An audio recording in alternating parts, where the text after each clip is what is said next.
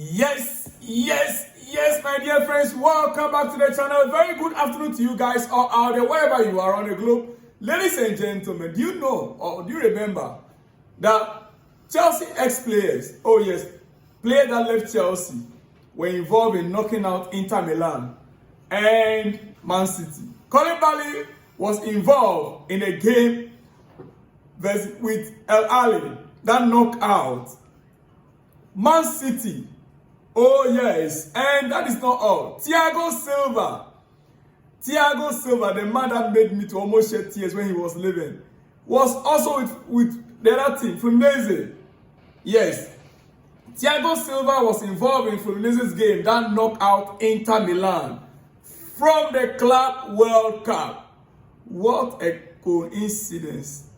Now, Friday, Chelsea Palmeiras. It is very likely that Chelsea might just be facing one of these two players, Koulibaly or Thiago Silva, in the next round. Very, very likely. You can imagine Thiago Silva playing against Chelsea. Quickly. Now, let's get back to serious business. Chelsea in the transfer window. On your screen currently are the Chelsea squad, the front lines. Our attacking players. You can zoom it out and check it by yourself. Availability of players right now. The players for each position in the fronting, at the Chelsea front lineup. The strikers, the left wing, the right wing, and the number 10 and 8 is what you can see on your screen. Those are the players that we can easily call on as first team. Even within the first team, first 11, there may be one or two for the backup. Yeah. For instance, in a striking position, as you can see right there, we have Jackson, we have Delap. Then we have João Pedro that we just signed. We have Madueke. Armando Broja, I'm not too sure if I should add him because he should be going. So right now on my list, Delap, Jackson, João Pedro, Madueke. 4. Yes. On my left side of the field, we just signed Gittens. Tariq George, Modric is banned, and Sterling is no more. That is it. So, on a more serious note, we have Tariq George and Gittens for that position right now. Then on the right side, ladies and gentlemen, we have Pedro Neto, Noni Madueke, Estaval, and maybe should I ask João Felix? Ladies and gentlemen, yeah. Should I add Felix? Now, if you want to check all this, to be very honest with you, Tariq George and Gittens for the left is not enough. We have Champions League football next season. And in Champions League, I'm not too sure if Gittens alone can carry us through. Tariq George is still young. Can we rely on him? Sterling is not. He's no more. I don't think they're going to be welcoming Sterling back into the Chelsea first team. No, I don't think so. Now, let's go to number 8. Number 8 and 10. Yeah. Enzo Fernandez, Cole Palmer, Christopher Nkuku. Who else? Is it Chukwuemeka? Kenyan Dewsbury Hall? Ladies and gentlemen, this is the reason why I understand. When I saw this, I'm beginning to understand why Chelsea still want to sign Mohamed KUDUS. I am getting it because as it is right now, we signed João Pedro, we've signed Gittens, we've signed Delap. The question is, has these players upgraded Chelsea's position right now?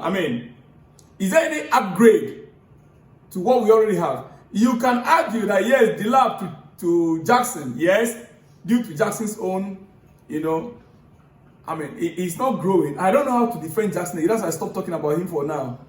He's still my boy though. And I know Jackson will not be sold out. No. Jackson is not going anywhere. Jackson is going to fight for his position. Yeah. But what I'm trying to say is that you look at all these players, for me, we have not upgraded to that level where you can say, wow, this is the squad. These players I mentioned here, they are capable of winning trophies. They can get some jobs done. But would these guys be a squad where another team will see these names and be like, hey, ladies and gentlemen, I hope you are getting my point. I'll show you something before we conclude. It is your hot afternoon, wherever you are living in Africa. That is why I don't want to take it too long. Breaking news. Arsenal have already submitted an offer to Noni Madueke. The 23-year-old winger could leave Chelsea in the summer. The summer is just what we are started now. And Arsenal submitting bid to the player, Noni Madueke. We understand an inquiry also was made by Arsenal for Noni Madueke from Chelsea.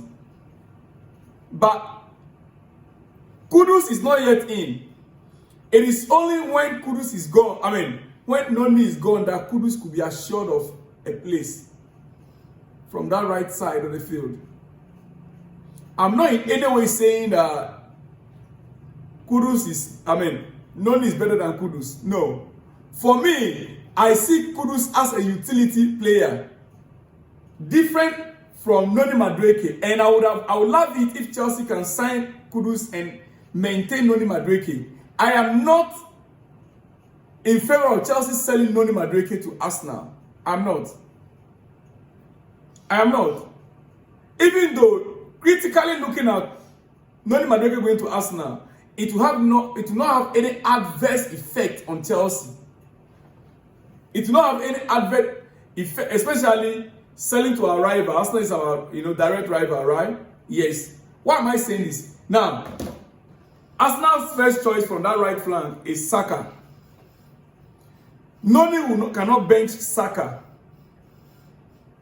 The only scenario I'm seeing there is Noni Madueke being a backup to Saka. And that is when Saka is injured or maybe fatigue or something.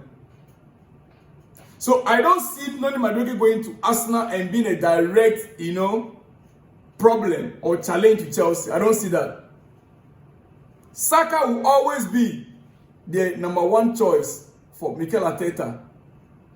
It is only when Saka is not available, fatigue, injury, or something else, then Noni will have chance. That means that none that we know from the bench will not have any great impact on Chelsea, on Arsenal. Do you get my point? Yeah. I'm trying to break things down for you. We are in a transfer window, ladies and gentlemen. So Arsenal have already submitted an offer for Noni Madueke. Talks have started. We understand that. But I want to get this very clearly. Personal terms were also offered to Noni Madueke.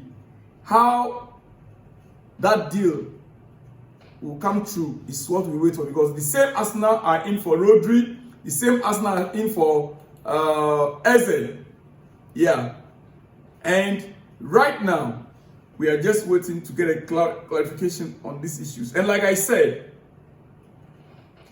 Noni Madueke would surely be a backup to Saka. Ladies and gentlemen, now let's move to some other news. I may come back to this Noni Madueke issue in a few minutes. On Gittens, why so far Pedro Neto deal is, Joao Pedro's deal is true. Medicals completed, documents are being signed as we speak.